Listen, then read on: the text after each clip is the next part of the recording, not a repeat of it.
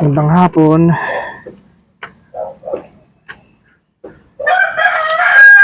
Magtatanim po tayo ng buto ng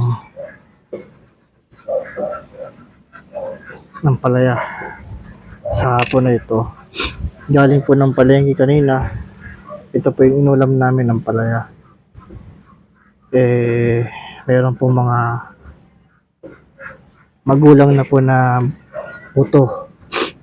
Malalaman po yun kapag yung loob ng palaya mamula-mula na po. Yun yung mga pwede na pong maging binhi. Kanina pinatuyuan ko po ito sa araw. Ibinilad ko muna sa araw to kanina para matuyo.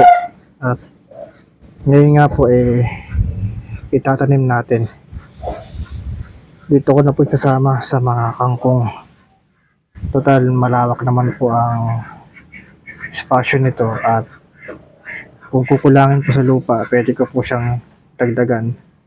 At the same time, pwede ko rin pong tabakan ng mga dumi ng mga alaga naming manok para maging pataba.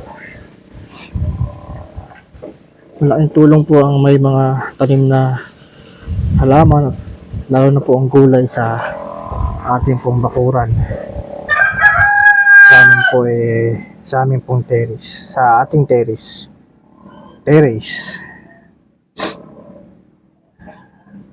Loobin nawa ng Diyos na tumubo ang mga to. Para kapag tumubo siya, pwede siyang gumapang dito. Yan, tulad nitong blue turnip natin. Kung napapansin nyo po medyo marami na siyang tuyong sanga. At yung mga dahon niya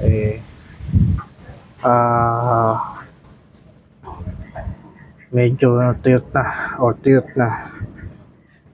Yan kasi kadahilanan po na doon lamang siya nakatanim sa paso. Siguro po hindi na po sapat yung lupa niya. Kaya ang ginawa ko po nagbinhi din po ako niyan. Ito, tulad nito. Ito po ay blue turnip na halaman. Nga pala, meron po tayong panibagong kangkong dito. Talaga may tubig na siya. Ang kangkong ay nabubuhay sa matubig na lugar o maputik, kasamang tubig. Hindi ko siya ganong pinupuno ng tubig para hindi siya pamahain ng mga lamok. Kasi pagkadating ng umaga, sa lakas ng sinag ng araw dito, natutuyot din po yan. Nawawala rin po yung tubig. Tulad nito. Ito, mga kangkong po ito. Nakapag-harvest na rin po tayo niyan noon. Siyempre, pang sigang. Minsan, nag-aano po kami crispy kangkong. Alam niyo po ba yun? Sarap po nun, di ba? Gusto ng mga bata yun. Dito ko na ilalagay lahat. Siguro. Yan. Sakaling magsitubo, hindi naman natin sigurado kung lahat yan ay tutubo talaga. Kasi siyempre, may mga binhi na hindi pa siya ganun kagulang para umusbong. Kung ano po ang mauna, salamat sa Diyos dahil may panibagong tanim na naman tayo.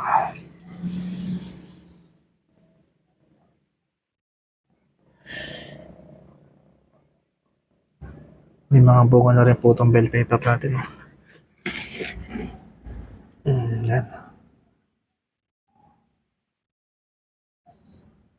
Ano kaya to? Lagi ko kalabasa to. Basta lang siya tumubo Kala ko nga nung una, okra. Pero gumagapang siya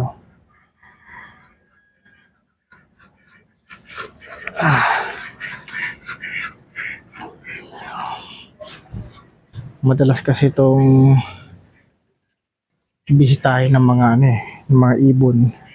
Dito sila tumatambay. Oh. Yan. Mga sampayan na yan. Tapos, kapag umiipot sila, siyempre kung anong prutas o halaman yung kinain nila, kung anong bunga nun, eh, yun na mismo yung buto na nahuhulog din sa mga lupa. Kaya umusbong. Ay, ang ganda ng tanawin dito. Hmm. Kaya gustong gusto ko dito sa hapon eh. Nakaka-relax.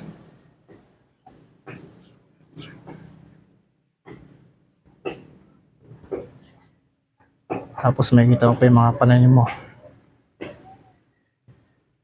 Diba?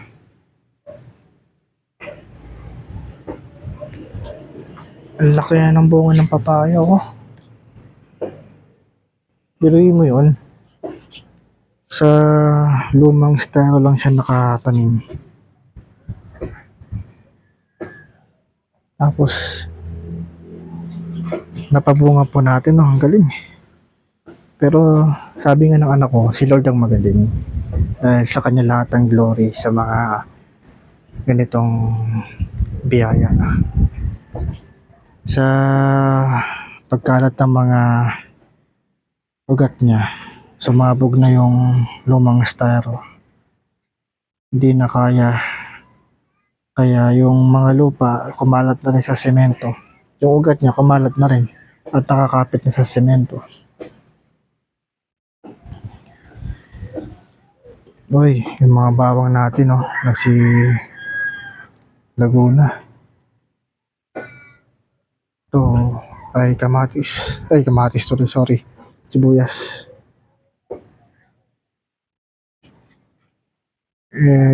Tingnan niyo po itong tanglad, napakalago.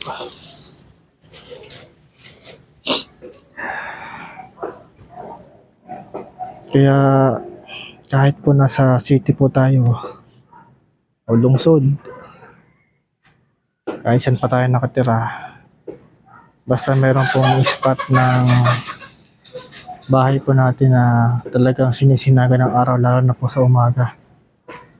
Ini-encourage ko po kayo na magtanim kasi napakahalaga po na may pananim tayo sa bahay, lalo na po yung mga gulay, mga madalas natin gamitin, bawang, sibuyas, ampalaya, yung mga ganyan, sili, kalamansi, talong, napakalaking tulong po. Okra.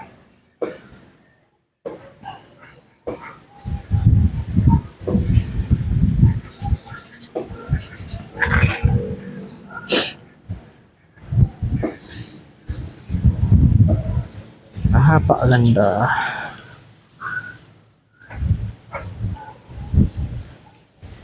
Alam.